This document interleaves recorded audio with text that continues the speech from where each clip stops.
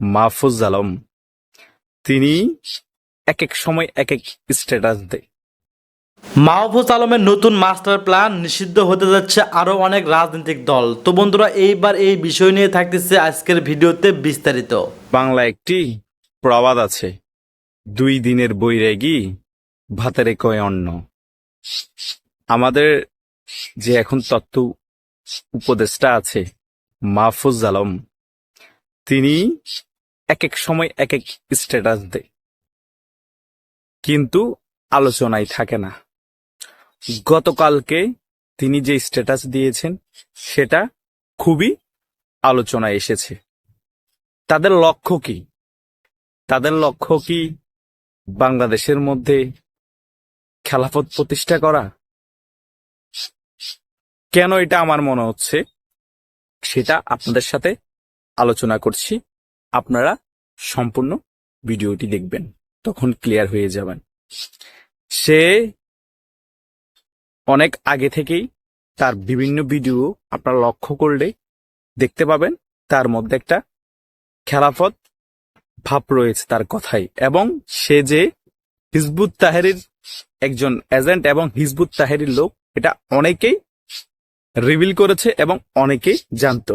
ইদানিং এই বিষয়গুলা নিয়ে এখন আর তেমন কোনো আলোচনা হয় না। সে যে জামাতের লোক না, সে যে জামাত করে না, সেটা 100% সত্য, এবং সে ইসলামিক মাইন্ডের, সেটাও সত্য। দ্বিতীয় কথা হচ্ছে সে তার স্ট্যাটাসে কি লিখেছে। সে তার স্ট্যাটাসের প্রথম খণ্ডে বুঝাতে চেয়েছে 1971 সালে জামাত মানবতা বিরোধী কাজ করেছে, যারা হত্যাকারী ছিল, ধর্ষণকারী ছিল, তাদেরকে সাহায্য করেছে।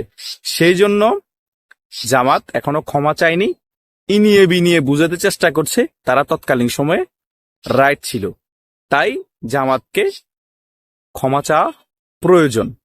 আবার পাকিস্তানের কথা বলেছে যে পাকিস্তান ক্ষমা চেয়েছিল আরো আগে এবং এখনো ক্ষমা চাওয়ার জন্য তারা প্রস্তুত। তবুও আমরা পাকিস্তানপন্থী যাতে না হয়। এবং দ্বিতীয় পার্টে সে কি লিখেছে? দ্বিতীয় পার্টে সে লিখেছে মুজিববাদী আওয়ামী লীগ এবং বামদের এই বাংলাদেশের ঠাঁই নেই এবং তাদের রক্ষা নাই। তারা এখনো মুজিববাদী আওয়ামী লীগের দালালি করে যাচ্ছে, তাদের রক্ষা নাই। তারা এখনো বাংলাদেশে মুজিববাদী ধারণা বিশ্বাস করে। এই সকল কিছু কেন সে কালকে বলে আলোচনায় এসেছে?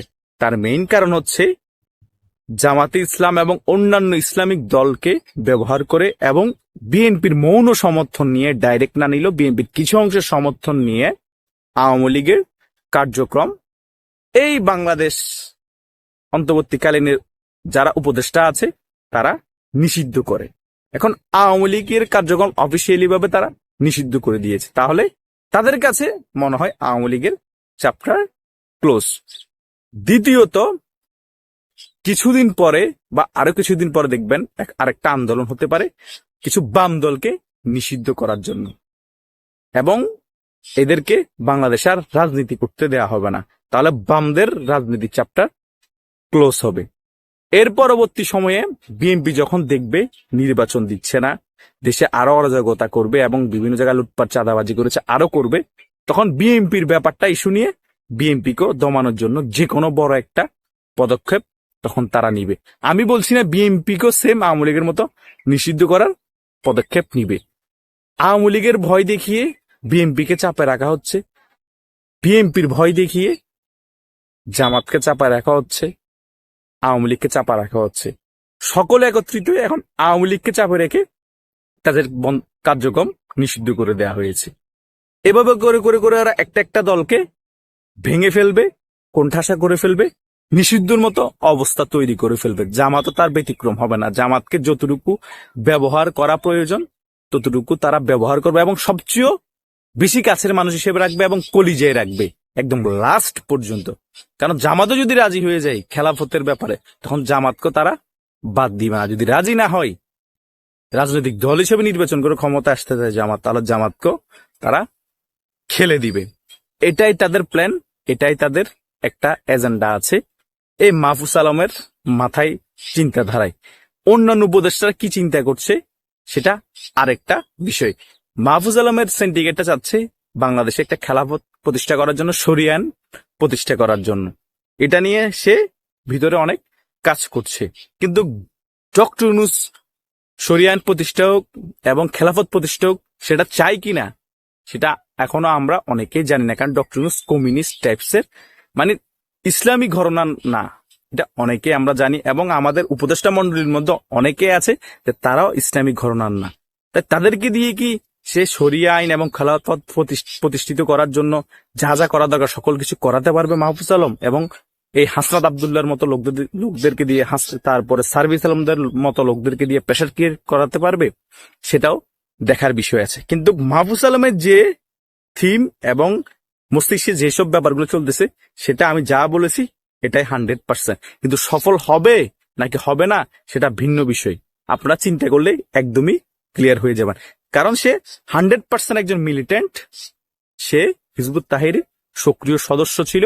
5ই আগস্টের পর বিভিন্ন ভিডিও পেয়েছিলেন এবং বিভিন্ন জায়গায় নিউজও হয়েছে। এখন সকল কিছু সাইড থেকে সরিয়ে ফেলা হচ্ছে এবং ওকে ক্লিন ইমেজ করা হচ্ছে। সে কোনো রাজনৈতিক দলের না বোঝানো হচ্ছে, কারণ তাকে ক্লিন রাখতে হবে। কারণ ক্লিন না রাখলে জনগণের বিশ্বাস কিভাবে পাবে, এবং তার যে মতাদর্শ ব্যাপারগুলো আছে সে জিনিস যেটা চিন্তা করে বসে আছে বাংলাদেশের মধ্যে ঘটাবে, সেটা কি করে হবে? তাই বাংলাদেশের মধ্যে নতুন নতুন অনেক টুইস্ট আসবে, রাজনীতিতে অনেক নতুন নতুন কিছু ঘটবে যা বাংলাদেশ যুদ্ধের পরে আর কখনো কোন সরকারের আমলে দেখেনি। কারণ এই সরকার একটা অনির্বাচিত সরকার, এই সরকারের কোনো জনগণের ম্যান্ডেট নেই। তাই এই সরকার অনেক কিছুই করবে এবং অনেক কিছু করতে পারবে যা নির্বাচিত সরকার করতে পারে না বা করে না। কারণ নির্বাচিত সরকারের একটা দায়ভার থাকে, জনগণের ম্যান্ডেট থাকে, তাই তাদের একটা ভয় থাকে। আর এই সরকারের নাই কোনো ভয়, নাই কোনো ম্যান্ডেট। তাই এই সরকার হুটহাট যে কোনো ডিসিশন নিতে পারে। বাংলাদেশ ধ্বংস হয়ে যাক, সকল রাজনৈতিক দল ধ্বংস হয়ে যাক, বাংলাদেশের নির্বাচন প্রক্রিয়া ধ্বংস হয়ে যাক, বাংলাদেশের গণতান্ত্রিক প্রক্রিয়া ধ্বংস হয়ে যাক, তাতে কোনো যায় আসে না। তাদের যে যার এজেন্ডা আছে সে সেটা পূরণ করার দিকে এখনো ধাবিত হচ্ছে।